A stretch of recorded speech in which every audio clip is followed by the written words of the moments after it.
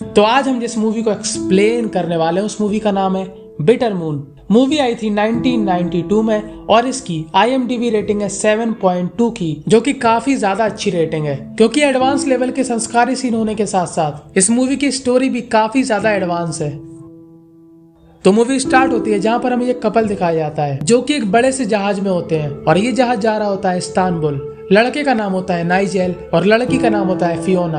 लड़के को हम बुलाएंगे जेल। और 7 साल पहले हुई थी इनकी शादी और इस जहाज में होने वाली है इनकी बर्बादी, क्योंकि मैंने जितनी भी जहाज वाली मूवी देखी है कोई ना कोई बर्बाद होता ही है। अब ये लोग जहाज में चिल कर रहे होते हैं, तभी फियोना को सुसु आती है और वो बाथरूम में चली जाती है। जेल उसका इंतजार करता है लेकिन काफी देर तक वो नहीं आती। तब जेल उस बाथरूम का दरवाजा खोलता है और वो देखता है कि फियोना किसी लड़की को संभाल रही है। दरअसल ये लड़की पी के एकदम टुल्ल हो जाती है। अब फियोना और जेल इसको बाहर बैठालते हैं।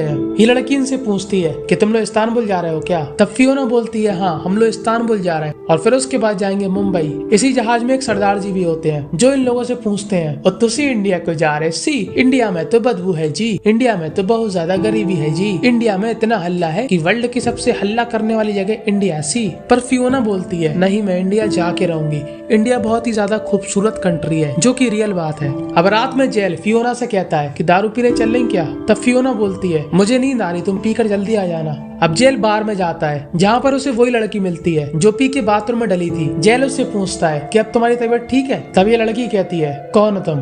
और जेल हमारा सोचता है बड़ी जल्दी भूल गई, लेकिन ये लड़की मजाक कर रही होती है। वो जेल से बोलती है कि एक बेहतरीन सा जोक सुनाओ कि मजा आ जाए। और जेल उसे क्या सुनाता है कि चींटी ने हाथी से कहा, हाथी ने चींटी से कहा, और बस यहीं पर ये लड़की समझ जाती है कि इसकी बस की नहीं है और वो वहाँ से चली जाती है। और जेल हमारा बाहर खड़े होकर सोचता है कि साला एक जोक भी नहीं आता, जिंदगी पर थू है। तभी वहाँ से पीछे से एक आदमी आता है जो उससे कहता है कि उससे दूर रहना। तब जेल बोलता है किसके बारे में बात कर रहा है? तभी आदमी बोलता है तुम जानते हो मैं किसके बारे में बात कर रहा, वो मेरी बीबी है। ये आदमी जेल से पूछता है कि तुम उसके बारे में क्या सोचते हो? तब जेल बोलता है कि वो एक नॉर्मल सी खूबसूरत सी लड़की है। तब ये आदमी बोलता है मेन मुद्दे पर आ।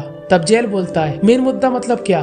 तब आदमी उससे पूछता है कि तू उसके साथ बूम बूम करना चाहता? अब ये सुनकर जेल का दिमाग हिल जाता है और वो सोचता है कौन है ये सन की बुड्ढा। वो जेल से बोलता है कि मुझे मेरे कमरे तक छोड़ दो। और जब जेल उसे कमरे तक ले जाता है तब वो जेल को उसके साथ एक क्वार्टर पीने के लिए रोक लेता है और उसको अपनी कहानी सुनाने लगता है। अब यहाँ पर मैं आपको एक बात बता दूं कि उस लड़की का नाम होता है मिमी और इस आदमी का नाम होता है ऑस्कर। अब ऑस्कर की कहानी स्टार्ट होती है जहाँ पर हमें वही लड़की दिखाई जाती है जिसका नाम होता है मिमी। मिमी एक बस में बैठी होती है और उसी बस में होता है ऑस्कर जो कि एकदम जवान होता है। इस बस में टिकट चेक करने वाला आता है पर मिमी के पास टिकट नहीं होता और ऑस्कर उसे बचाने के लिए उसको अपना टिकट दे देता है और खुद के एल लगवा लेता है, जिसके बाद टीसी उसे बस से बाहर निकाल देता है। और जाते जाते वो खूबसूरत सी कन्या मिमी को देखता है और वो भी उसे देखती है। ऑस्कर एक राइटर होता है, ऑस्कर के पास काफी पैसा होता है जो कि खानदानी होता है। वैसे तो ऑस्कर का माइंडसेट पेल के छोड़ो वाला होता है, पर इस खूबसूरत सी कन्या को देखकर उसके अंदर का मजनू जाग जाता है और इसलिए अब वो उससे दोबारा मिलना चाहता है और इसलिए वो उसको हर दिन उसी बस में उसको ढूंढता है।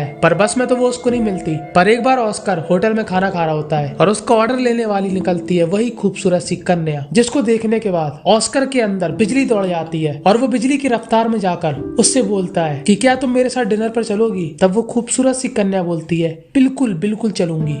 मिमी एक डांसर होती है और अगले दिन ऑस्कर उसको उसकी डांस क्लास से उठाते हुए होटल ले जाता है जहाँ पर इन लोगों की काफी अच्छी बातचीत होती है और ये लोग एक दूसरे को पसंद करने लगते हैं। साथ में काफी टाइम बिताते हैं, साथ में खाते हैं, साथ में घूमते हैं। और अब वक्त आ गया था मेन चीज का, समझ रहे हो ना आप? और उसके लिए ऑस्कर उसे अपने घर ले आता है जहाँ पर जल्दी ऑस्कर को नहीं मिमी को होती है और वो उसके ऊपर हफ्सियों की तरह चढ़ जाती है। और तभी कैमरामैन कैमरे को वहाँ से हटा लेता है, जिससे हमें पता लग जाता है कि बूम बूम की प्रक्रिया चालू हो चुकी है और उसका सबूत है ये टेबल जो कि झटके से हिल रही होती है। अब इन लोगों को इतना ज्यादा चरम सुख मिलता है कि ये लोग 3 दिन घर से बाहर ही नहीं निकलते। अब मिमी जितनी सीधी दिखती है उतनी होती नहीं है। वो ऑस्कर के चरम सुख को चरम सीमा पर ले जाती है। और तभी जेल बोलता है कि वो सब ठीक है लेकिन मेरे को क्यों बता रहा? तब ऑस्कर उससे बोलता है कि बेटा मैं तेरे को सिखा रहा कि चरम सुख लिया कैसे जाता है। तब जेल उससे बोलता है कि मैं अपने कमरे में जा रहा, मेरी बीवी इंतजार कर रही होगी। और वो वहाँ से चला जाता है। पर ऑस्कर की कहानी सुनकर उसका दिमाग पूरी तरह हिल जाता है अब अगले दिन ऑस्कर जेल की बीबी फियोना से मिलता है और उससे कहता है कि मुझे तुम्हारे पति से कोई काम है, इसलिए वो रात में लेट आएगा। और फियोना यहाँ पर मान जाती है, पर जेल ने उसे सब कुछ बता रखा है कि ये मुझे अपनी लाइफ की हब्सी कहानी सुनाता है। अब जेल उसके बाद रात में जाता है और ऑस्कर फिर से वहीं से कहानी स्टार्ट करता है जहाँ पर उसने छोड़ी थी। वो जेल को बताता है वो लोग बूम बूम वाले खिलौने लेकर आते हैं और हर तरह का एक्सपेरिमेंट करते हैं बूम बूम करने के लिए। कभी मिमी किडनैपर बनती है, कभी वो उसको सुअर बनाती है, मतलब यहाँ अलग ही मामला चल रहा।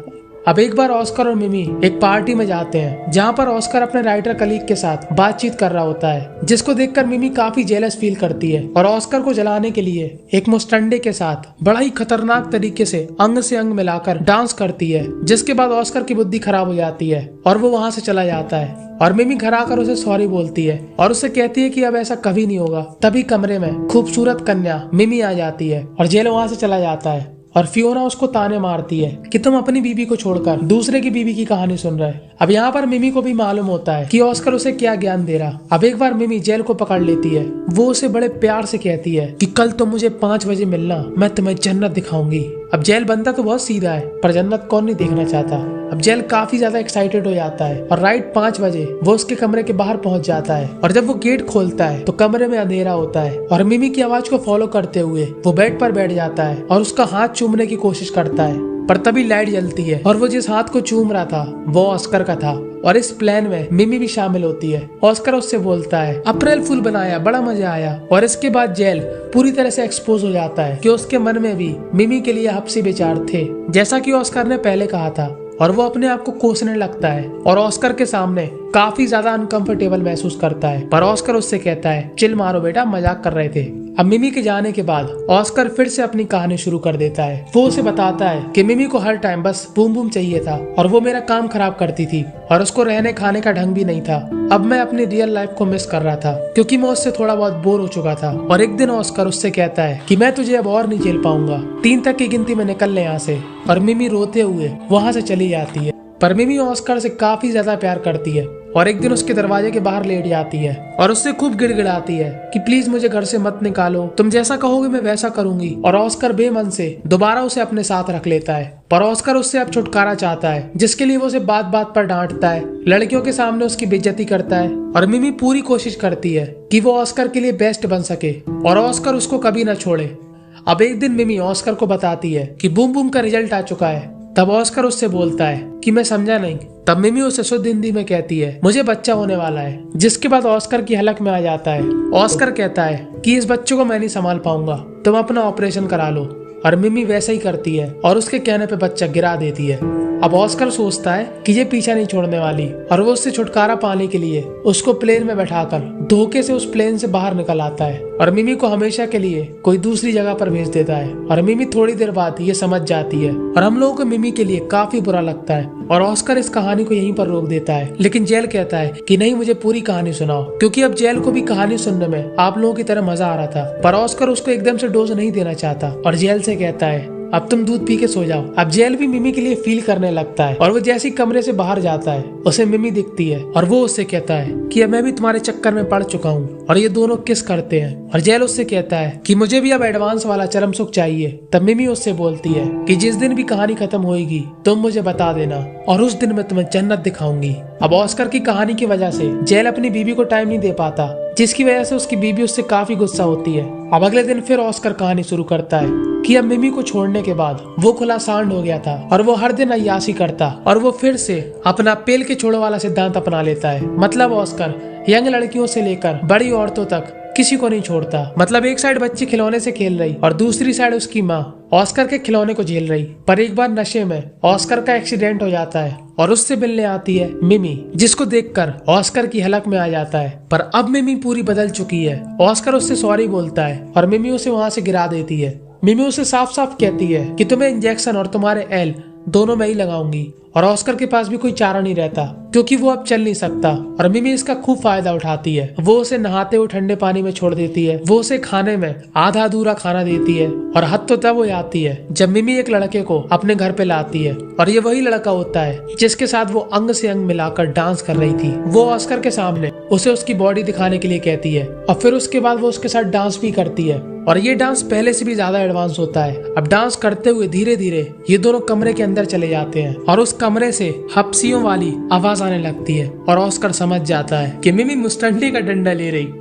अब ये सब होने के बाद ऑस्कर चाहता तो उसे छोड़ सकता था, पर ये दोनों शादी कर लेते हैं क्योंकि ऑस्कर के पास और कोई चारा नहीं था और मिमी भी उसको प्यार करती थी लेकिन वो उससे बदला भी लेना चाहती थी। और बस यहीं पर ऑस्कर की कहानी खत्म हो जाती है, पर हमारी अभी बाकी है। अब कहानी खत्म होने के बाद जेल मिमी की बातों को याद करता है, जन्नत दिखाने वाली। आज नए साल की पार्टी होती है और वो उससे चिपक के डांस करने लगता है और उसको बताता है कि कहानी खत्म हो चुकी है, पर मिमी उसको ज्यादा भाव नहीं देती। तभी जेल की बीबी उसे देख लेती है, जिसके बाद जेल चुपचाप से उसकी बीबी के पास चला जाता है। और अब फियोना को भी काफी गुस्सा आती है कि ये साला दूसरी लड़की के चक्कर में पड़ गया और अब फियोना मिमी के पास जाती है जहाँ पर मिमी अंग से अंग मिलाने वाला डांस कर रही होती है और फियोना भी उसे ज्वाइन कर लेती है और ये लोग ऐसा अंग से अंग मिलाकर डांस करते हैं कि जेल की जल के ज्वालामुखी हो जाती है। और उसके बाद वो खूब दारू पीता है और अपने कमरे में चला जाता है और थोड़ा होश आने के बाद वो देखता है कि उसकी बीबी तो यहाँ पर है ही नहीं। फिर वो जाता है ऑस्कर के पास जहाँ पर मिमी और फियोना बिना कपड़ों के डली होती है। मतलब जेल के सपने को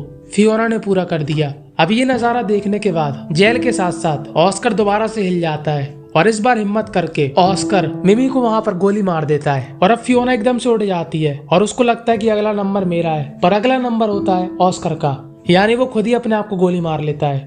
और अब फियोना जेल को सॉरी बोलती है और जेल फियोना को, और बस यहीं पर ये मूवी दी एंड हो जाती है। तो आपको मूवी की एक्सप्लेनेशन कैसी लगी कमेंट में जरूर बताना और ऐसी अद्भुत और संस्कारी मूवी के लिए फिल्मी सिग्मा को सब्सक्राइब करना मत भूलना। और अगर आप चाहो तो अपने समय का बहुमूल्य हिस्सा निकालकर ये साइड वाली वीडियो को भी देख सकते हो।